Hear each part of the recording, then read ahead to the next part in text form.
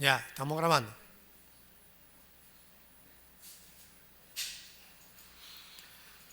En la vida de los predicadores hay porciones de la Biblia muy difíciles de predicar. Y este sermón de hoy tocó así.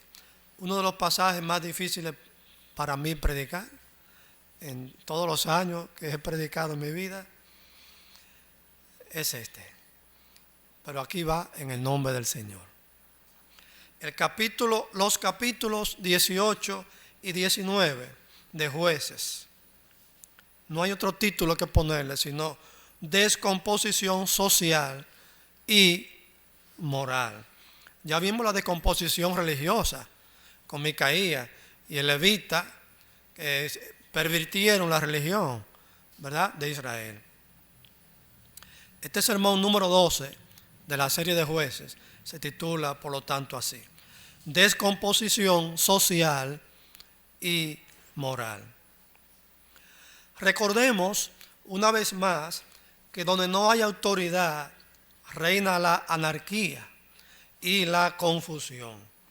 Donde no hay orden reina el desorden, y donde no se oye la voz de Dios, el hombre se pierde en sus propios razonamientos. En el período de los jueces hubo todo eso: anarquía, porque no había una autoridad. Entonces, falta de autoridad, eso es anarquía. Como no había autoridad, había confusión.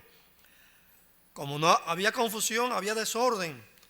Y como había todo eso, había un alejamiento de la voz de Dios. Y donde hay un alejamiento de las personas a la voz de Dios, no hay otra cosa que lo que dice Jueces 2 veces: cada cual hacía lo que bien le parecía. No era lo correcto, pero lo que bien le parecía a cada quien. Micaías hizo lo que bien le parecía con la religión, y todo el mundo ahí hacía lo que bien le parecía. Y nadie le llama la atención, nadie dice nada. El levita se apandilló también en todo eso, y también estaba apoyando esa corrupción de la religión, cuando él debió ser el que dijera: la religión es así, así, así, así. El capítulo 18 de Jueces continúa la historia que inició en el capítulo anterior, o sea, la historia de Micaías y el levita, que en este capítulo es que nos dice que se llamaba Jonatán. Pero ahora entra en escena una tribu desesperada buscando tierra, y otro levita aparece en este capítulo atrapado entre Micaías y una turba desorientada, y él está en el medio. Y eso es una situación difícil. Este sermón lo hemos dividido en dos. Primero, la decomposición social, el capítulo 18, y el capítulo 19, la decomposición moral de la nación de Israel. Comenzamos con el primer punto: descomposición social. El primer versículo de este capítulo 18 fecha esta historia en los días de la conquista y repartición de la tierra. O sea que es para atrás, que tenemos que dar una reversa. Ubiquémonos en los días, en el libro de Josué, cuando Josué conquistó la tierra con las tribus, conquistaron la tierra, y Josué estaba repartiendo las tierras. Es en ese ambiente que ocurre esto aquí. Acuérdense que en el anterior sermón, o el anterior, dijimos que el autor de Jueces trae a colación como la conclusión del libro unas historias que no ocurrieron después de Sansón, sino antes, pero la pone de último para ilustrar que así estaba el pueblo de Israel, tan descompuesto y tan desorientado, y así terminó el período de los jueces. Según Josué capítulo 19, versículos 40 al 48, Josué está repartiendo las tierras a las tribus que conquistaron. Y ahí en Josué 19, 40 al 48, a la tribu de Dan le tocó la séptima repartición en los turnos de repartidera. Y Josué les dio 17 ciudades con sus campos. En la versión del 60 dice, y sus ejidos. Eso como que uno no lo entiende hasta que uno lo busca en el diccionario. Esos ejidos significa los campos alrededor. 17 ciudades que están mencionadas por sus nombres. Ahí están en la Biblia, todas por nombre, cada una de las ciudades que Josué les dio. Esta y esta y aquella y la otra y tal, todo eso de ustedes. Tomen posesión de eso.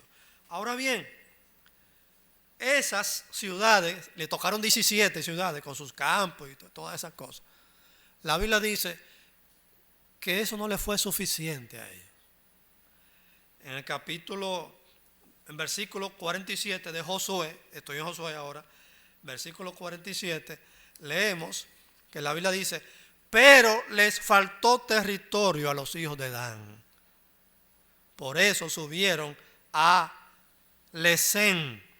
Esa ciudad, Lesén, es la que ahora aquí aparece en Jueces 18, que se llama Lais, y la que ellos entonces fueron a conquistar a 160 kilómetros fuera del territorio que Josué les había dado.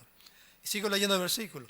Por eso subieron a Lesén, la tomaron a filo de espada, tomaron posesión de ella y la habitaron y la llamaron Dan por el nombre de su padre. O sea, el fundador de esa tribu se llamó Dan y entonces así le pusieron a la ciudad, Dan. Esa misma ciudad, repito, es la que aparece en Jueces 18, pero se llama Lais. Quizás es un diminutivo o algo así. El asunto es que Lais y Lesén es la misma ciudad. O sea, que se ve que ellos no la conquistaron, ellos la conquistaron allá en ese tiempo que Josué estaba repartiendo, pero en ese capítulo de Josué no se dan los detalles, cómo fue que ellos conquistaron esa ciudad.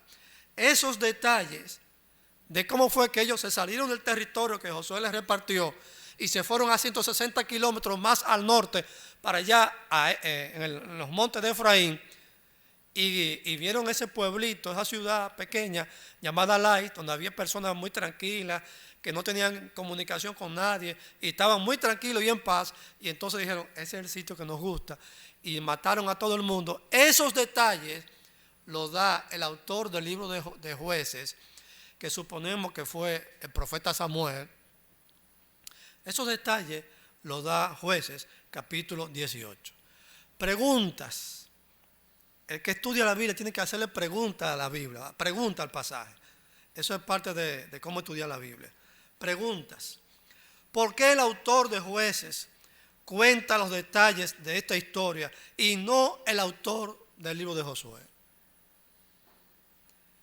Bueno, primero, porque estaba fuera del territorio que le fue asignado.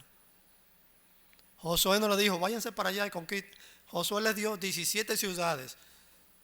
O sea, Dios le dio 17 ciudades porque Josué era el hombre que representaba a Dios. Segundo, porque abusaron de aquellos habitantes para apoderarse de su ciudad. Y tercera razón, porque es la ilustración perfecta de la descomposición social que dominaba en ese periodo de la historia de Israel. Entonces, por esas tres razones, entiendo yo que el autor de Jueces da esos detalles, que no lo dio, no lo consideró importante para decirlo en el tiempo de Josué, porque lo importante era decir que tenía 17 ciudades y esas cosas. Pero aquí en este capítulo aprendemos que esa ciudad no estaba dentro de las que Josué les dio. Vemos, por lo tanto, algunas cosas interesantes que tenemos que desarrollar en este punto. Primero, ellos estaban buscando fuera de lo que Dios les asignó. Dicho en un castellano más simple, estaban buscando fuera de la voluntad de Dios. ¿Conoce usted cristianos así? que siempre están buscando fuera de la voluntad de Dios. Dios le dio a ellos tierra, Josué se la asignó, pero ellos estaban buscando, porque ellos sentían que eso no era suficiente, y se fueron fuera. Hay cristianos así que están buscando fuera de la voluntad de Dios, porque ellos no están satisfechos con lo que Dios le ha dado en la iglesia, con lo que Dios le ha dado en Cristo, con lo que tienen en el Señor y en la palabra de Dios. Entonces están buscando, como dice mi mamá, lo que no se le perdió. Por medio de Josué, Dios distribuyó la tierra, pero a la tribu de Dan le pareció que eso no era suficiente. Hay creyentes que no consideran suficiente su vida cristiana para ser felices. Necesitan algunas cosas que los impíos creen que necesitan para ser felices. Y ellos también van a buscarlas. Pero entonces están diciendo que Cristo no es suficiente para hacer feliz a la gente. Entonces, si hago eso, estoy diciendo que la vida cristiana no es suficiente para llenarme. Y estoy diciendo que la Biblia no es suficiente para darme pasión por Cristo. Entonces busco fuera de la voluntad de Dios lo que yo pienso, lo que yo creo que me va a llenar lo que me falta. No me falta nada. Lo que pasa es que no me he llenado bien de Cristo, no me he llenado bien de la palabra, no me he llenado bien de la vida cristiana y pienso que me hace falta algo. Yo estoy como voceando, estoy emocionado. Muchas veces ese es el fracaso de los creyentes. Bueno, la tribu de Dan lo que hizo fue que envió 5 hombres desde la ciudad de Zora con Z, la ciudad que después más adelante fue la ciudad de Sansón. Ahí los padres de Sansón eran de ahí. Y enviaron esos 5 hombres desde esa ciudad, Zora, para ir 160 kilómetros al norte a una región que Dios no le asignó tierra. Y ellos fueron a explorar en busca de satisfacer su deseo de más tierra. Vuelvo y repito, muchas veces ese es el problema que tenemos como creyentes. Queremos más de lo que Dios nos dio y nos salimos fuera de la vida cristiana o fuera de la iglesia en busca de más, en busca de lo que no se nos perdió. Vuelvo y repito. Por lo general, buscamos cosas que Dios no aprueba. Si lo pasamos por la lupa de la palabra de Dios, vamos a descubrir que uno siempre busca cosas que Dios no aprueba, Dios no está de acuerdo. Pero uno piensa que uno está bien. Cosas que Dios no aprueba y cosas que Dios no quiere para nosotros. Pero nosotros pensamos que sí, que las necesitamos. Y cuando las conseguimos, si es que las conseguimos, lo hacemos siempre violando los mandamientos de Dios.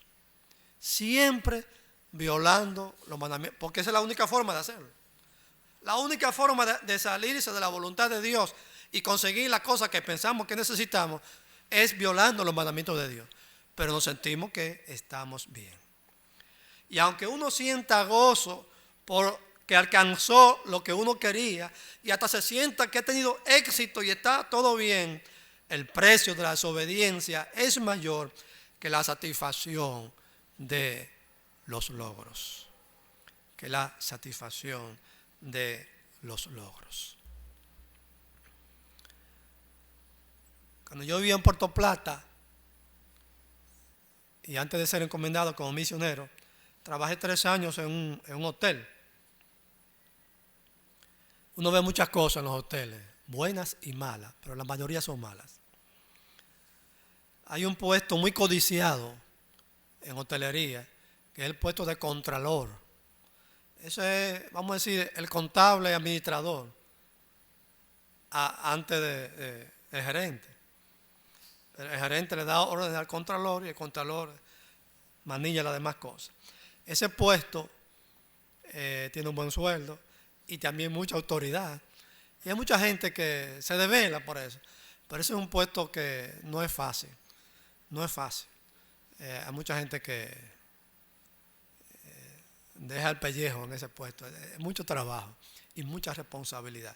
Pero le gusta a la gente por los muchos beneficios que obtiene.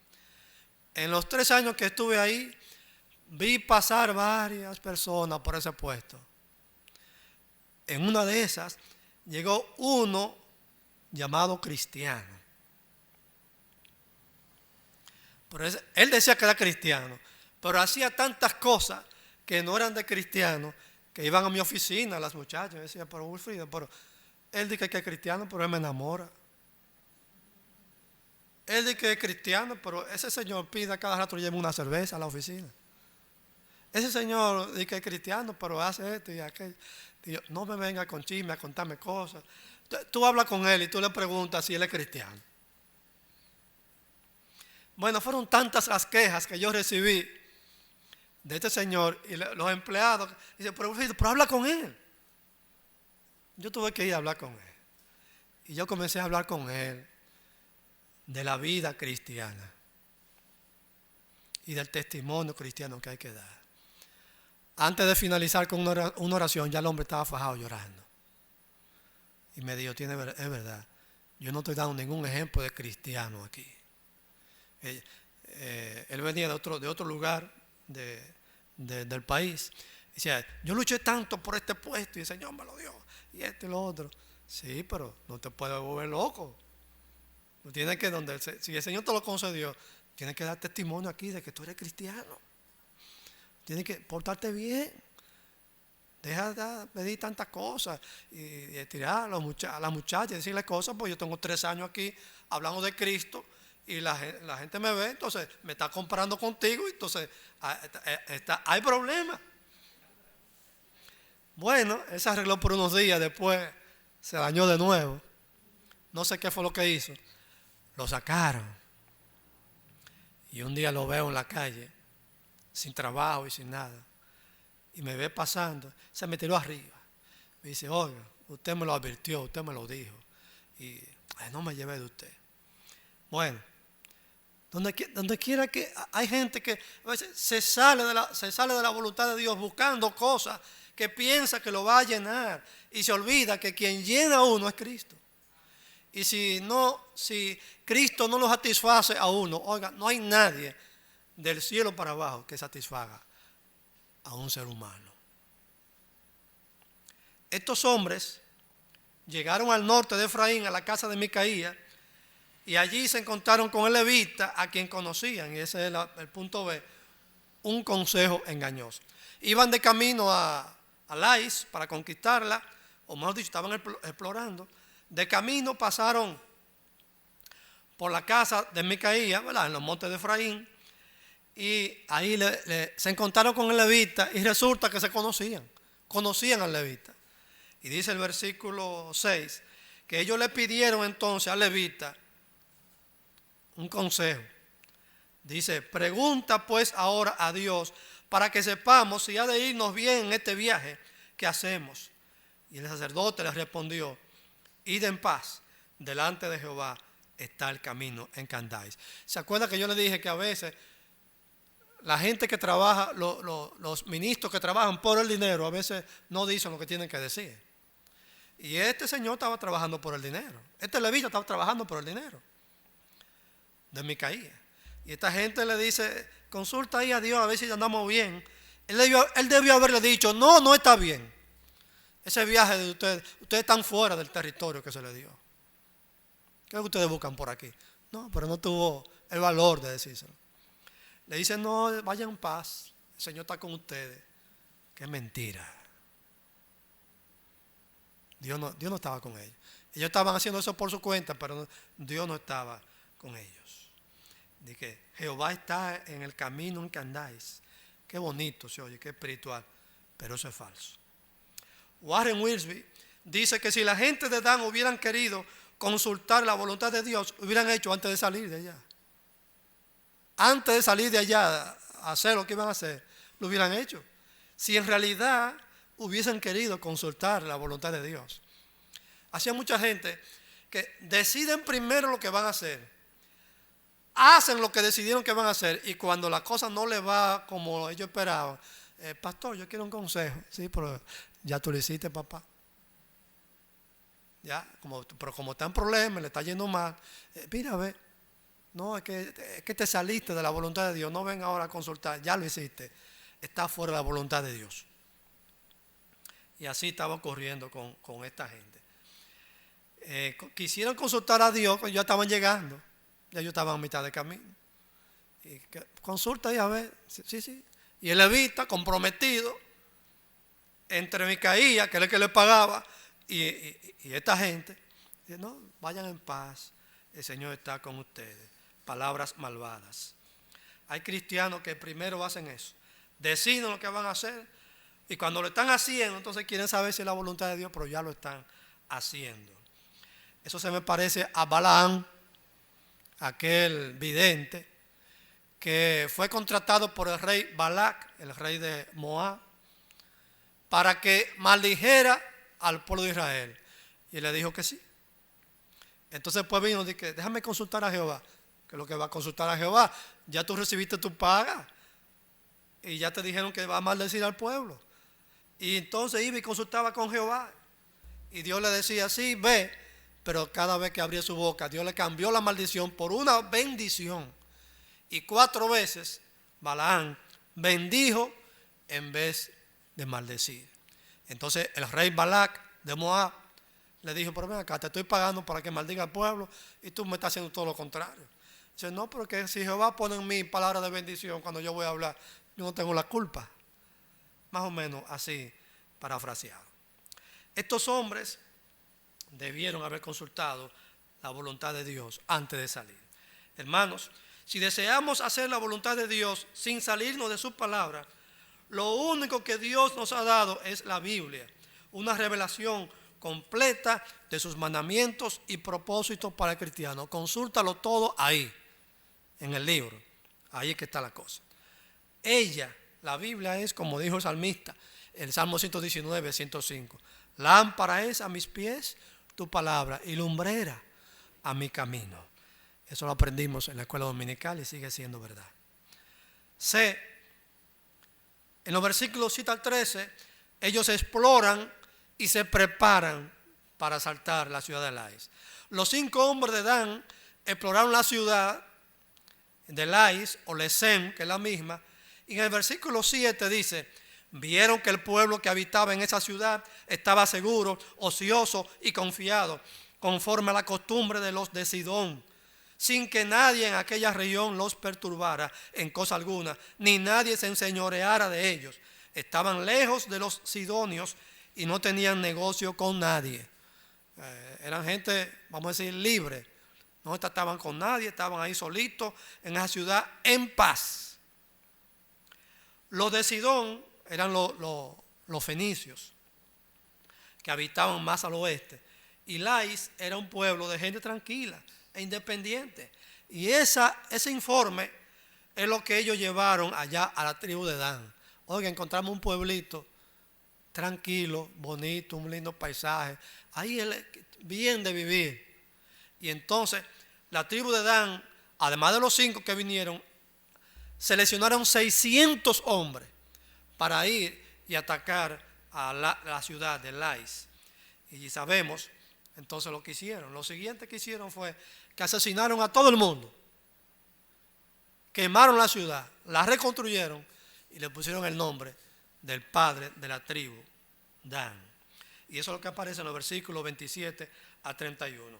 Esos 600 hombres arrasaron con todos los habitantes de Lais y le pusieron el nombre de el papá de la tribu o el fundador de la tribu. Pero eso no fue todo.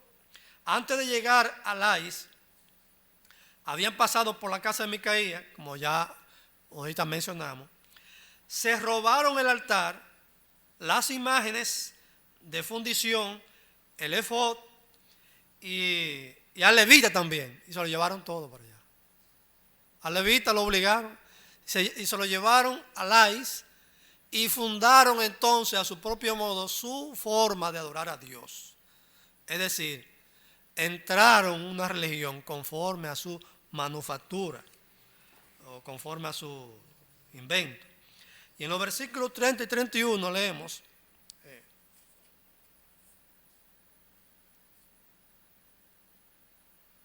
entraron pues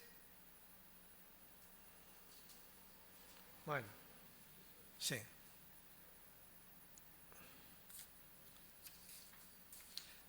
Entraron pues aquellos hombres, 18, a la casa de Micaía y tomaron la imagen de talla, el éfod, los terafines y la imagen de fundición. Y cuando se apoderaron de la ciudad, usaron el altar de Micaía y al levita para establecer su propio culto religioso. Y entonces dice versículos 30 y 31, ahora sí. Allí los hijos de Dan levantaron para adorar la imagen de talla. Y Jonatán, el levita que tenía Micaía, hijo de Gersón, hijo de Moisés, y sus hijos fueron los sacerdotes en la tribu de Dan hasta el día del cautiverio de la tierra. Así todo el tiempo que la casa de Dios estuvo en Silo, tuvieron levantada entre ellos la imagen de talla que Micaía había hecho. Hay alguna cosa aquí que hay que comentar.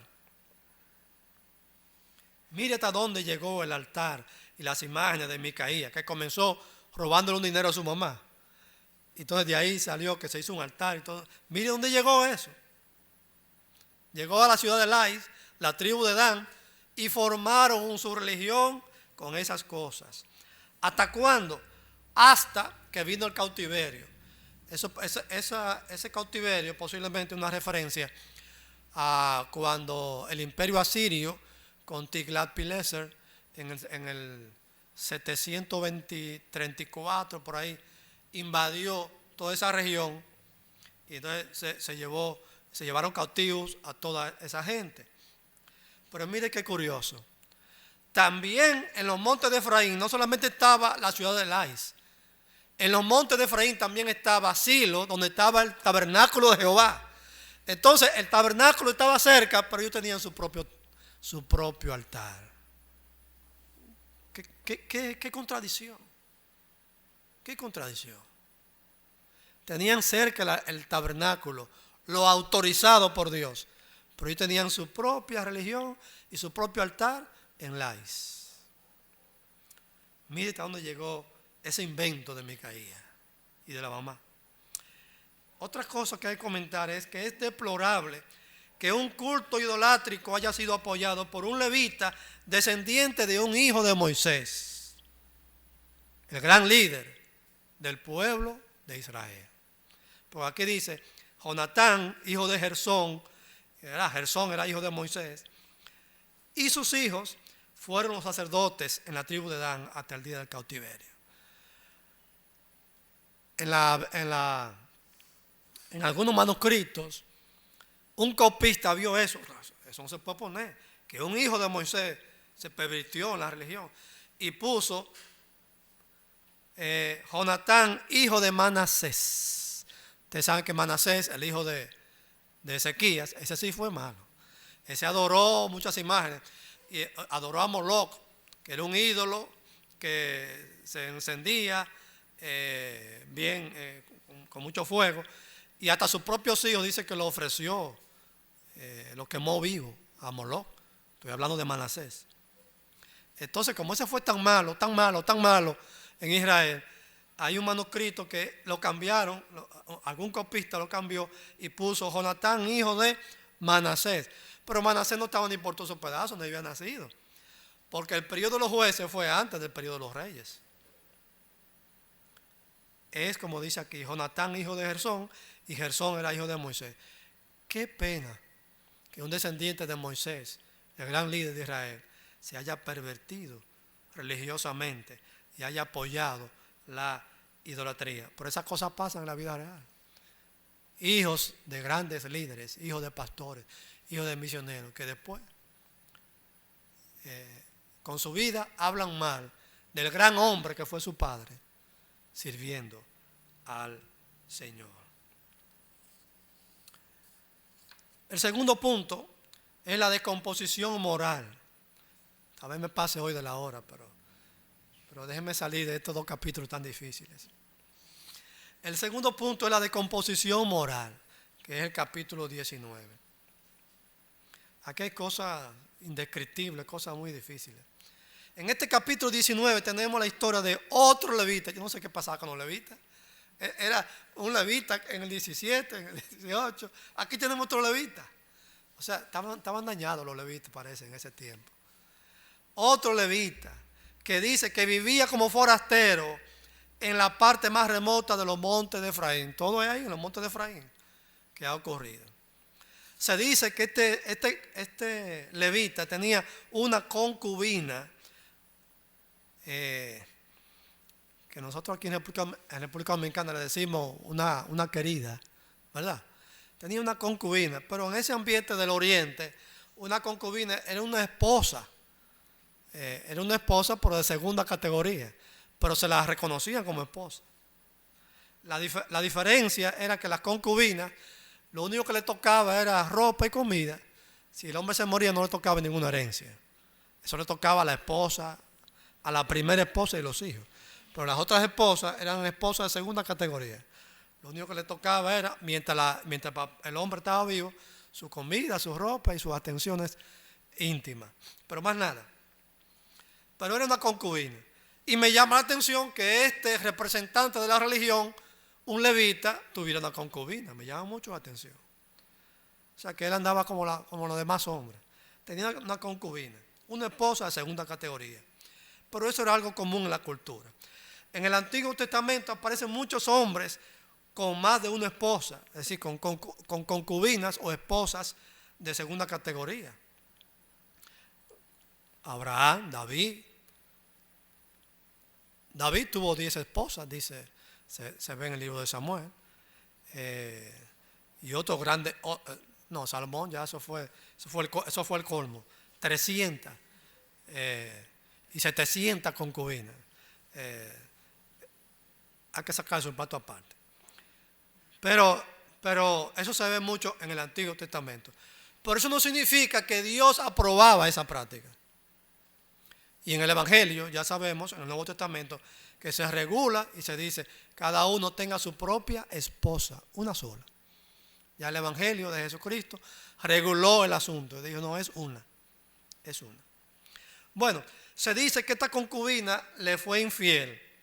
Según la Biblia que nosotros usamos en español, dice que le fue infiel. Pero muchos manuscritos, especialmente la versión griega, dice que discutió con él. Tuvieron un pleito, una discusión entre marido y mujer. Y ella se puso brava y se fue para su casa, a Belén de Judá. Belén de Judá, donde muchos años después nació el Señor Jesucristo. Lo abandonó para irse a su casa, donde su papá, en Belén de Judá, versículo 2. 4 meses después, el levita decidió ir a buscar a su mujer. Y dice el versículo 3, para hablarle amorosamente y hacerla volver. Hay otras Biblias que dicen para enamorarla otra vez y traérsela, ¿verdad?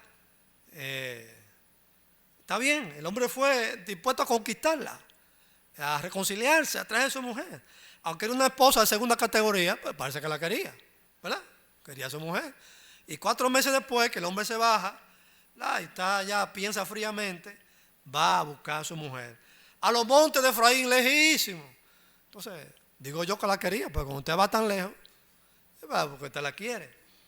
Y dice la Biblia que él fue tan bien recibido por la mujer y por el suegro que le hicieron banquete. Se pasó 5 días y el hombre, tipo resort, comiendo y bebiendo ahí.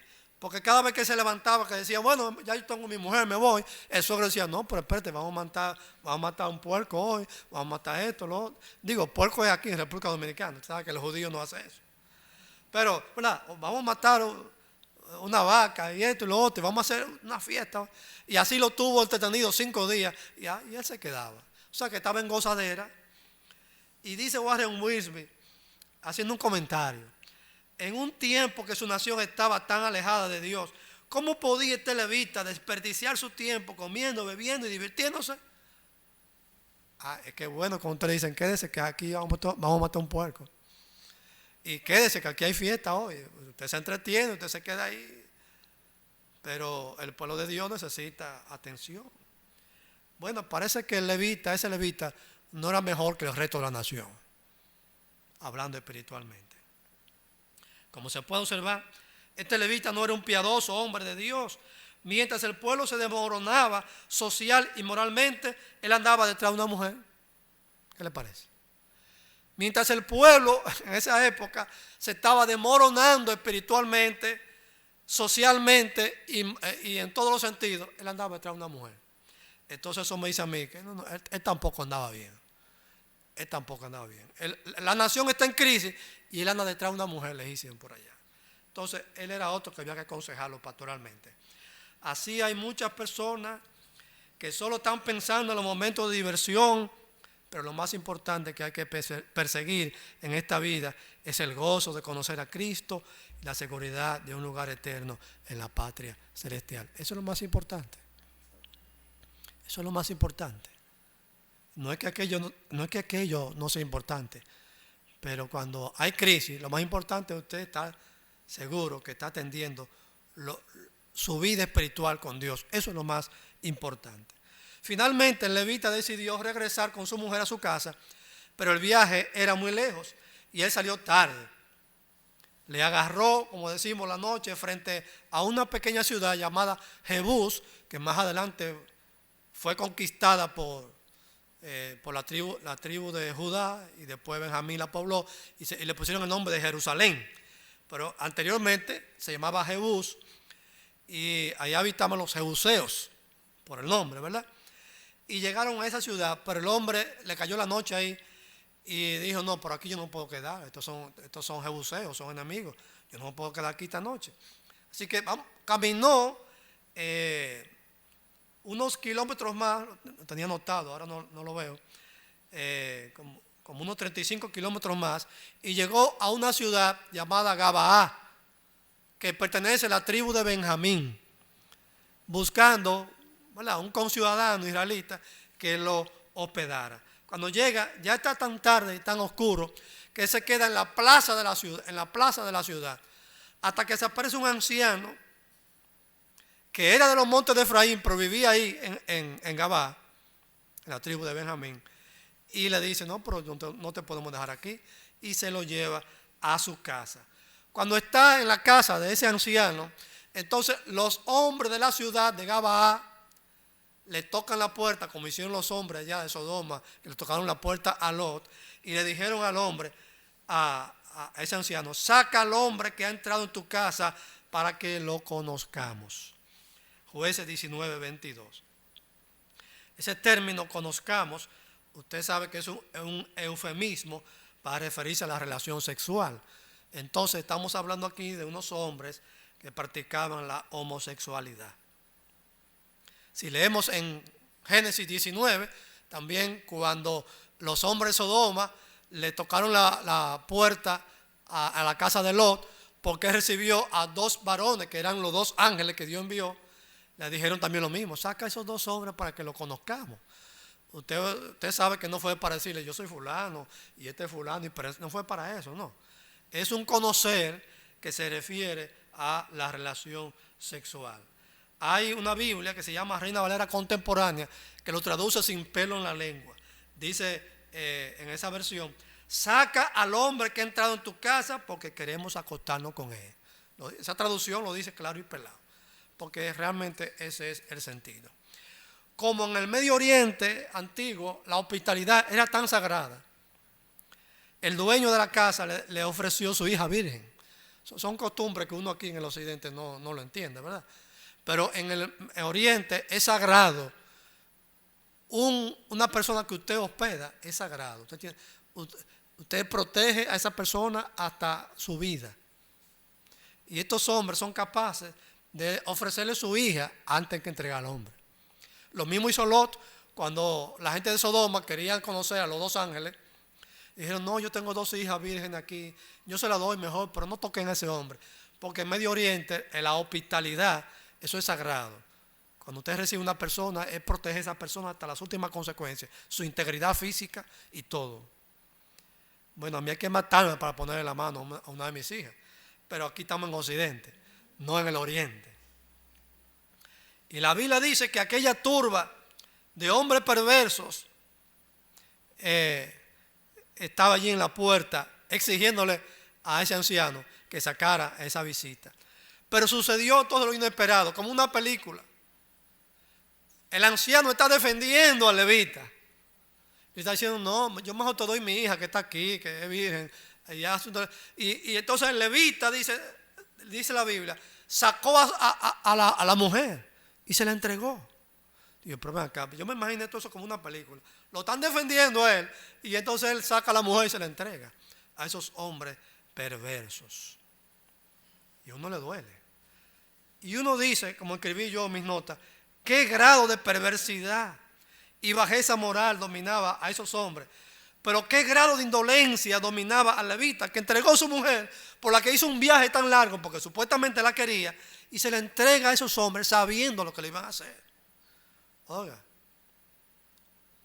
si yo fuera mujer le dijera, tú no me amas a mí, sinceramente.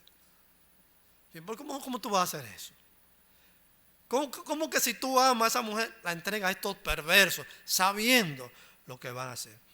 La Biblia dice que ellos abusaron de esa mujer, todos los hombres, toda la noche. Y ya lo último que hizo la mujer fue que gateando, como decimos en dominicano, cayó muerta en el umbral de la casa. Qué contraste con el amor de Cristo por su iglesia. Porque la Biblia dice que Cristo se entregó a sí mismo por ella para salvarla del pecado y de la perdición eterna. Y aún desde el cielo, el Salvador sostiene su iglesia. Es más, Jesús dijo, y en las puertas del Hades no prevalecerán contra ella. O sea, con su vida defendió a la iglesia, que es la esposa de Cristo. Pero aquel levita no defendió a su mujer, ni peleó, ni hizo nada. La entregó a aquellos perversos. Por la mañana, dice la Biblia, el levita se levantó para irse, recogió a su mujer que estaba allá afuera, pero ya estaba muerta. Y cuando la vio muerta, lo que hizo fue que así muerta la subió en un asno y se la llevó a su casa. Regresó a su tierra con su mujer muerta. Cuando llega a su casa, con su mujer muerta, agarró el cadáver de la mujer, con un cuchillo la partió en 12 pedazos, o sea, las 12 tribus de Israel. Y la Biblia dice que esparció los 12 pedazos entre las tribus de Israel como una protesta por lo que el pueblo de Israel permitió, porque lo permitieron que en la ciudad de Gabá esos perversos le hicieran eso a esa mujer. Pero no fueron ellos que lo permitieron, fuiste tú que la sacaste y la entregaste. ¿Por qué no te falta pelear?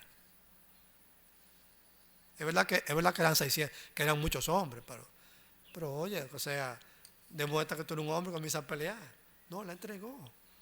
Ese hecho tan perverso provocó tanta indignación en la gente que el capítulo 19 termina diciendo: jamás se ha hecho ni visto tal cosa desde el tiempo en que los hijos de Israel subieron de la tierra de Egipto hasta hoy. Caramba, decía la gente, nunca se había visto una cosa tan fea. Nunca se ha visto una cosa así. Mire que lo que le hicieron a esa mujer, eso nunca se había visto. Y el versículo 30 termina diciendo lo que yo pienso que es un comentario que le agregó el autor y no que fueron parte de estas palabras. Dice: considerad esto, tomad consejo y hablad. Como que dice, analicen lo que ha pasado, porque lo que ha pasado, estas son las últimas ya. El pueblo ya se corrompió, ya hasta lo último. Consideren, tomen consejo y hablen. ¿Qué es lo que vamos a hacer? De ahí salió una guerra, que lo veremos ya en el capítulo 20 y 21. Concluyo con algunas reflexiones.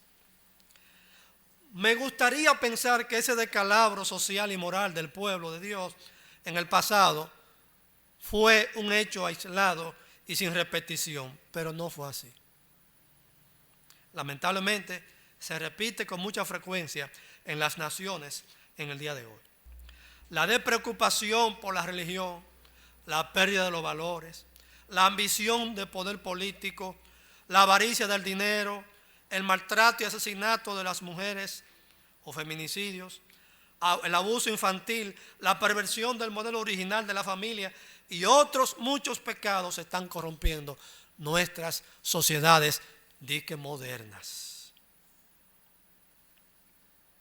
Si el pueblo de Dios no condena esos pecados, nuestra sociedad terminará exterminándose a sí misma y lo peor de todo, terminará condenándose a sí misma al juicio de Dios. Termino Yo sé que tengo que haberme pasado ya de la hora, pero ya llegué hasta el final. Termino con una cita un poquito larga, pero sin desperdicio, de Warren Wiersbe. Hoy yo estoy emocionado, yo te lo sabe. Emocionado, pero también indignado con todas estas cosas. Termino con una cita un poco larga, pero sin desperdicio, de Warren Wiersbe. Por favor, léalo conmigo. Dice, ¿qué papel? Sí. ¿Qué papel tiene la iglesia en medio de este cuadro que contemplamos? Permítanme, ahora sí. La cita es esta. Nosotros somos la luz del mundo y la sal de la tierra. Y Dios quiere que ejerzamos una influencia positiva en la sociedad. Cuando la iglesia deja de ser un pueblo santo, obediente al Señor, la sal pierde su sabor y la luz queda debajo de un almud.